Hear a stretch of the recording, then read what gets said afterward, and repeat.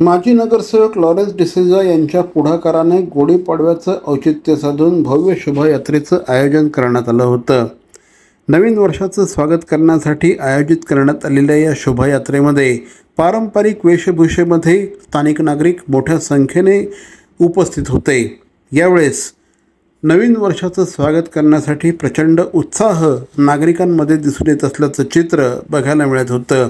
ढोल ताशांच्या गजरामध्ये यावेळेस नागरिकांनी नवीन वर्षाचं स्वागत केलं। फटाक्यांची आतषबाजी, ढोल ताशे, लेझिम पथक, भजनी मंडळ यांच्या उपस्थितीमध्ये या परिसरामध्ये नवीन वर्षाच्या स्वागताचं जल्लोष दिसून आला। महिलांनी फेटे घालून, पुरुषांनी पांढरी टोपी घालून या संपूर्ण उपक्रमामध्ये सहभाग घेतला आणि नवीन वर्षाचं स्वागत केलं।